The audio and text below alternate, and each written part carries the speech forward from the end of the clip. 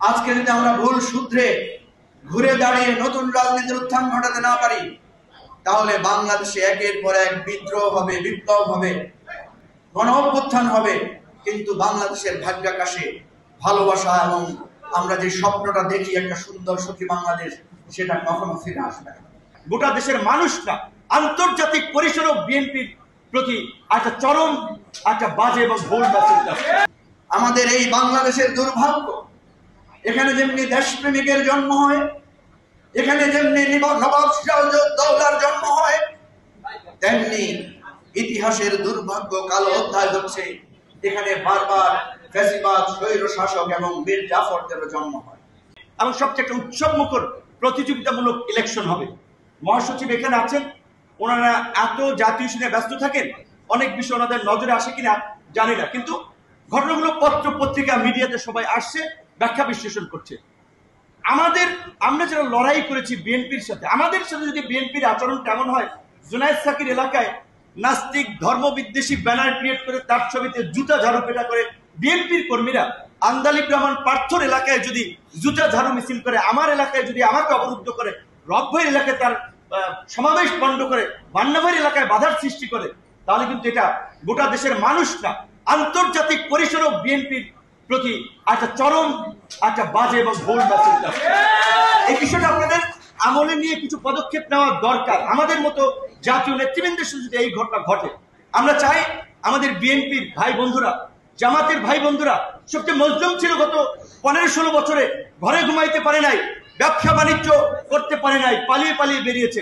আমাদের সকলের সম্মিলিত লড়াইয়ে এই পরিবর্তন এসেছে। কাজে আজকে আমরা যদি এত অসহিষ্ণুতার পরিচয় দেই, তাই তো শেখ হাসিনার ওই বয়ান এবং ন্যারেটিভই ঠিক হবে যে শেখ হাসিনা সবাইকে দমন পীড়ন করে ঠিক জায়গায় চাপের মুখে রাখতে পেরেছিল। এখন যে আমরা যে গণতান্ত্রিক মুক্ত স্বাধীন পরিবেশের কথা বলছি, দেখেন এখন মিত্ররাই মিল নাই, তারাই একজন আরেকজনকে ধাওয়া দিচ্ছে। তো আশা করি আমাদের সকল রাজনৈতিক দলের নেতা কর্মীদের এই শুভ বুদ্ধির উদয় হবে এবং আগামী ফেব্রুয়ারি নয়, আমরা মনে করি এখন নির্বাচন জানুয়ারিতে হতে পারে। আমি আগেও বলেছি নতুন বছরের নতুন মাসেই জাতীয় নির্বাচন হোক, প্রধান উপদেষ্টা সেই বিষয়ে, রাষ্ট্রপতি সেই বিষয়ে নির্বাচন কমিশনকে দিক নির্দেশনা দেন এবং জাতীয় নির্বাচনের একই সাথে গণভোট হবে। জাতীয় নির্বাচনের সাথে গণভোটও জনগণের সমর্থন নিয়ে আগামী সংসদে পাশ হবে এবং জুলাই সনদ বাস্তবায়ন হবে। জুলাই সনদ এবং জুলাইয়ের আন্দোলনের আকাঙ্ক্ষায় তরুণদের স্পিরিটের আলোকেই আগামীর নতুন বাংলাদেশ গড়ে উঠবে। আজকের রাজনৈতিক বাস্তবতায় এসে দেখছি এই সমস্ত দেশপ্রেমিক, দেশ গঠনকারী নেতারা 30-40 বছর আগে যে ভাবনা ভেবেছেন, আজকের রাজনীতিতে এসে যেটা দেখছি আমরা, এটা অত্যন্ত প্রাসঙ্গিক। আপনারা জানেন আমাদের ইতিহাসের দুর্ভাগ্য হচ্ছে আমরা স্বৈরাচারকে সরাই, কিন্তু আবার নিজেদের মধ্য থেকে স্বৈরাচারের জন্ম হয়। আমাদের এই বাংলাদেশের দুর্ভাগ্য, এখানে যেমনি দেশপ্রেমিকের জন্ম হয়, এখানে যেমনি নবাব সিরাজউদ্দৌলার জন্ম হয়, তেমনি ইতিহাসের দুর্ভাগ্য কালো অধ্যায় হচ্ছে এখানে বারবার ফ্যাসিবাদ, স্বৈর শাসক এবং মীর জাফরদেরও জন্ম হয়। ফলে আমাদেরকে প্রতিনিয়ত লড়াই সংগ্রামের মধ্য দিয়ে থাকতে হয়। ইয়াহিয়া খান, আইয়ুব খানের বিরুদ্ধে যেই শেখ মুজিবুর রহমানের নেতৃত্বে লড়াই হয়েছিল, সংগ্রাম হয়েছিল, মুক্তিযুদ্ধ হয়েছিল, ইতিহাসের নির্মম পরিহাস কিছুদিন পরে আমরা দেখলাম ইয়াহিয়া খানের চরিত্র শেখ মুজিবুর রহমানের মধ্যে প্রতিভাত হয়েছে। মাত্র 30% টাকায় জমির মালিক হয়ে নতুন বাংলাদেশের গড়ে তোলার স্বপ্ন দেখা বাংলা বসতি। দেখুন, কিছুদিন আগেও বাংলাদেশের রাজনীতি দ্বিদলীয় রাজনীতিতে বিভক্ত ছিল, বিএনপি আর আওয়ামী লীগ। আজকে অবাক হয়ে দেখছি, আমরা যখন ভাবছিলাম ফ্যাসিবাদের পতনের পরে গণতান্ত্রিক শক্তির সুন্দরভাবে বিকাশ হবে, তখন আমরা দেখছি 1 বছর 2 বছর যেতে না যেতেই বিএনপি আর জামাত এই ধরনের দ্বিদলীয় রাজনীতির প্রতিষ্ঠার আবার চেষ্টা চলছে। গণতান্ত্রিক শক্তিগুলোকে ভাবতে হবে, কেন বারবার আমাদের মাঝে এই দ্বিদলীয়, এই স্বৈরতান্ত্রিকতার রাজনীতি ফিরে আসছে? আমাদের কি কোনো ত্রুটি নাই? আমাদের কি কোনো ভুল নাই?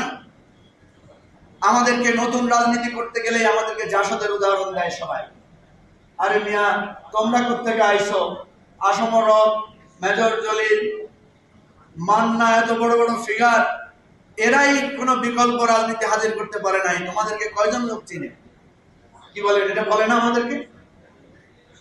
তাহলে কেন আমাদেরকে এটা বলে এবং এই কথার মধ্যে সত্যতা আছে কিনা আমি পর্যালোচনা করে দেখেছি। অবশ্যই আছে, অবশ্যই আছে।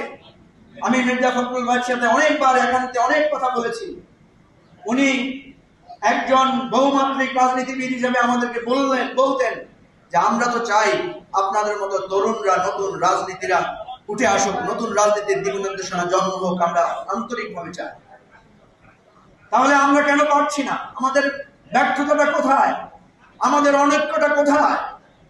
আমাদের চিন্তার জাগ্রত হওয়ার ভুলটা কোথায় সেটা আমাদেরকে খুঁজে বের করতে হবে।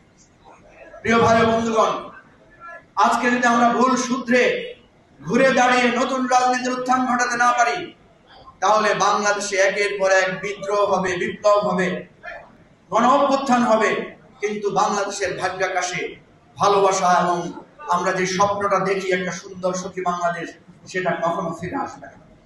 সেজন্য আমার অনুরোধ থাকবে, আমাদের আহ্বান থাকবে, আজকে যে সংকট ঘনীভূত হয়েছে, দেখা দিয়েছে, আমি বলি, জানি না ফখরুল ভাই এখানে রাগ করবেন কিনা, আমি বলি বিএনপি আওয়ামী লীগের মধ্যে দুটো মেজর পার্থক্য আছে।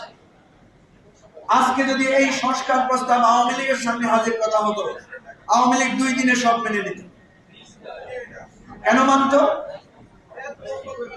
কারণ আপনারা তো জানেন, ওরা 10 টাকা সেরে চাল খাওয়াবে বলছে না, ঘরে ঘরে চাকরি দিবে বলছে। শেখ হাসিনা বলছে 65 বছর বয়সে উনি রাজনীতি থেকে রিটায়ার করবেন। উনি জানে যত ওয়াদা দেয়, ওয়াদা রক্ষা করার কোনো দরকার হয় না। এই জন্য উনি 1 সপ্তাহের মধ্যে সমস্ত সংস্কার প্রস্তাবে সাইন করে ফেলতেন। কিন্তু বিএনপি সাইন করে না। আজকে 8 মাস ধরে বিএনপি নানা বিষয়ে চুলচেরা বিশ্লেষণ করছে। কেন করছে? কারণ বিএনপি জানে যে ক্ষমতায় গেলে তাকে জবাবদিহিতার মুখে পড়তে হবে, তাকে প্রত্যেকটা ইস্যু হয়তো পালন করতে হবে। এই যে বিএনপি শুধু ভাবে যে আমি ক্ষমতায় গেলে এই দায় দায়িত্ব পালন করতে হবে, ভাবতে ভাবতে 15 বছর ধরে ক্ষমতায় আসতে পারে না। পার্থক্য হলো এখানে। যদি এমন হতো, এই আওয়ামী লীগ বিএনপির মধ্যে যদি এমন পার্থক্যটা আমরা দেখতাম, 1 সপ্তাহের মধ্যে বিএনপি বলতো হ্যাঁ আমরা এটা করবো, সব স্বাক্ষর করলাম, আপনারা সবাই আমাদের সাথে থাকেন, ইনশাআল্লাহ আমরা যা স্বাক্ষর করেছি সবকিছু একসাথে আমরা বাস্তবায়ন করব, তাহলে বিএনপি অনেক আগে ক্ষমতায় চলে আসতো বাংলাদেশ। সুতরাং আমরা বলবো, আমাদের সমস্ত অপ্রাপ্তি, আমাদের সমস্ত বেদনা, আমাদের সমস্ত সীমাবদ্ধতা মূল্যায়ন করে আমাদেরকে নতুন করে এই সুযোগ কাজে লাগিয়ে বাংলাদেশে গঠন করতে হবে। জাসদ আমাদেরকে আগেও পথ দেখিয়েছে, এখনো পথ দেখাবে, ভবিষ্যতেও আমাদের সাথে হাতে হাত থেকে পথ দেখিয়ে চলবে। এই প্রত্যাশা রেখে সবাইকে ধন্যবাদ জানিয়ে শেষ করছি। আসসালামু আলাইকুম।